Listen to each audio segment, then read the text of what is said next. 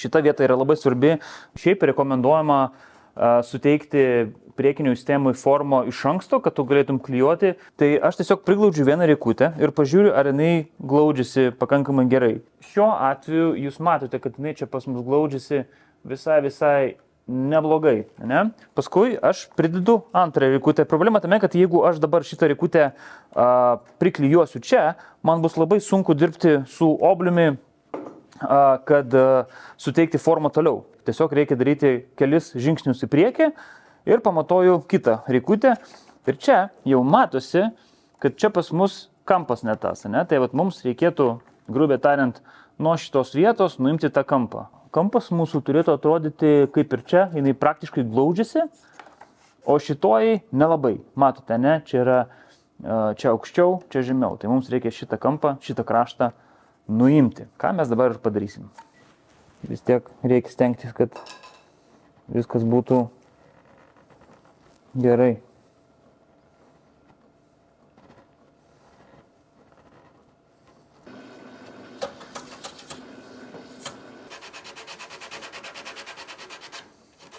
Daug geriau, taip kaip reikia, šitą glaudžiasi, nes vis tiek jinai šiek tiek lenkiasi, tai kai mes prikalsim, jinai bus tokioje pozicijoje, kas yra praktiškai idealiai. Ir žiūrim, kas gausis toliau. Šitoji irgi glaudžiasi labai gerai. Tokiu būdu šitą procedūrą kartuojama 4 kartus prieš vieną raundą klijavimo. 1, 2, 3, 4, priekis galas, grubiai tariant, tai 4 kartus paadjustinam stemo geometriją ir klijuojam.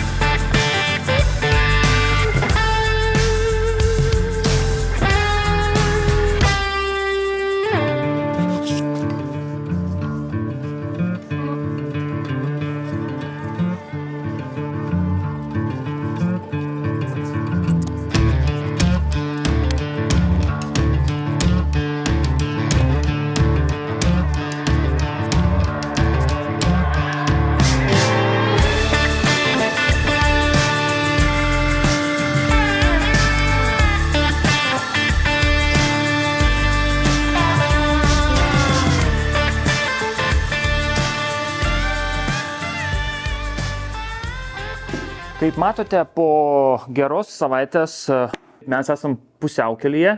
Tai reiškia, kad korpusas yra surinktas iki pusės ir toliau nėra prasmės rinkti. Mes renkam korpusą tol, kol mes pasiekėm šiek tiek daugiau negu centrinė linija. Pradedant nuo kanojos pradžios ir pabaigos šitoje vietoje, kaip matote, lentutės mūsų, jas reikia pradėti suvedinėti.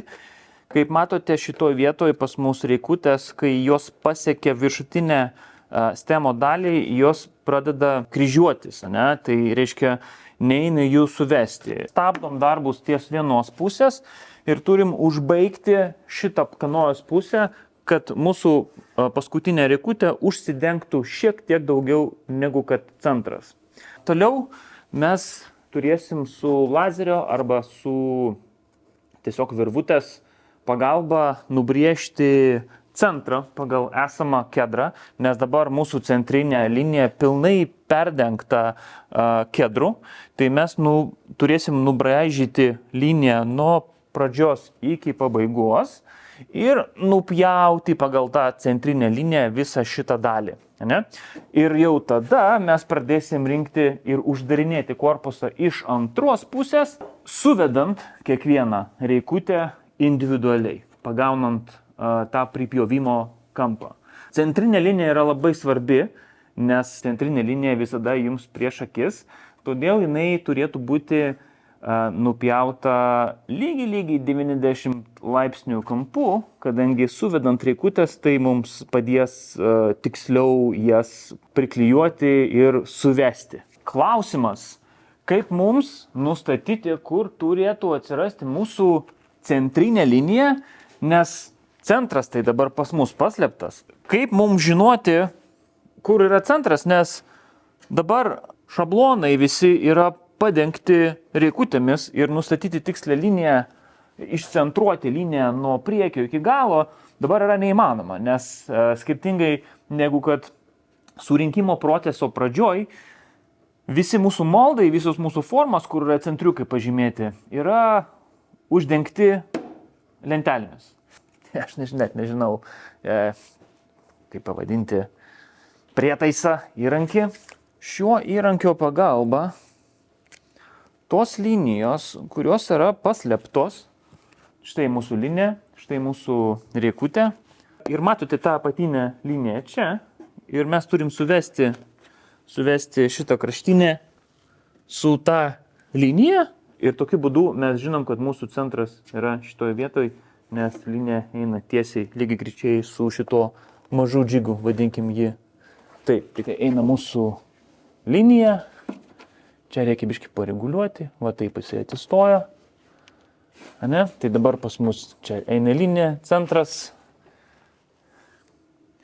Ir šitoj vietoj centras pas mus baigėsi ties šią vietą. Tai mes jį tada čia ir pažymėsim. Ir būtent tokiu principu aš dabar sužymėsiu visą centrinę liniją per visą kanoją ir paskui jau per tą liniją nustatysiu lazeriuką.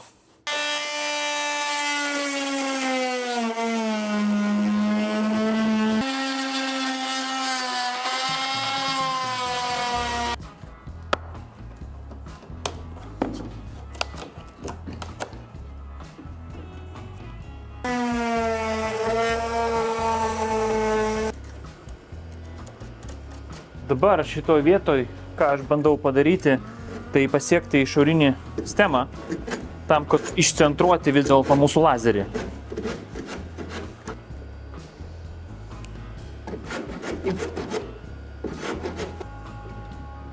Čia matosi, kad jau pasirodė mūsų stemas ir viską, čia mes stabdom mūsų obliavimą ir pagal jau šitą liniją galima centruoti mūsų centrinė linija. Tarp kitko, jinai matosi, lazeriukas pas mus turėtų nupjauti visą šitą lyšną kraštą.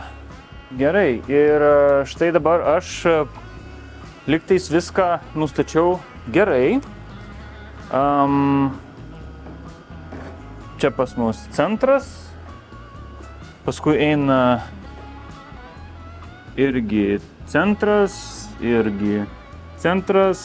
tai centras, čia mano referencinis tas taškas, kurį aš matavau ir dabar centras nustatytas tarp priekio ir tarp galo ir visi taškai sutampa, tai dabar čia irgi tobulai sutampa, čia nelabai, bet paliksim liniją, kad būtų tiesi. Viskas, kas lieka dabar, nejungsiu šviesos, nes su liniuote sujungsiu taškus, pagaliau gausiu centrą, kurį reikės tiesiog nupjauti ir pradėsim rinkti antrą korpuso pusę. Tai va, toks procesas, nieko vėlgi ypatingo, bet tenka šiek tiek pasiknysti, nes 10 kartų pamatuoji, 10 kartų patikrini, ar gerai pamatavai, nes tikrai nenori atpjauti ko nors nereikalingo, nes kelio atgal kaip ir nėra. Visi pjūviai turi būti tikslus ir daromi iš pirmo karto. Antro karto dėja nieks nesuteikia. Su šiokia tokia bėdelė mūsų sistemas nesekė borto, todėl prieš, taip sakant, tęsiant bet kokius darbus, reikia šitą kliurką ištaisyti. Ji turi būti sočiai.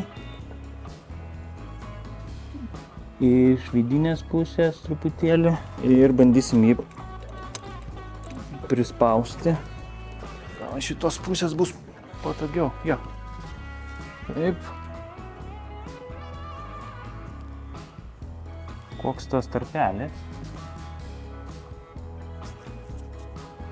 Ir jeigu toks pagaliukas neįlenda, tai reiškia viskas gerai. Ir panašu, kad mes galim palikti šią detalę taip. Štai taip, paliekam nakčiai, turės susiklijuoti korpusas šioje vietoje ir rytoj teisiu tęsti darbus ir pradėsim toliau rinkti korpusą. Ačiū, kad žiūrėjot, šį kartą tiek. Šis turinys yra daugiau mažiau pramoginio galbūt tikslo, galbūt kas nors suras kokių nors praktinių patarimų, bet vėlgi filmuoti viską, kiekvieną niuansą labai sudėtinga. Pavyzdžiui, tokių mažų visokių kliurkų niuansėlių aš stengiuosi nefilmuoti, nes užima labai daug laiko ir šį kartą nufilmavau. Tai va, iki sekančio karto, ačiū, kad žiūrėjot. Iki.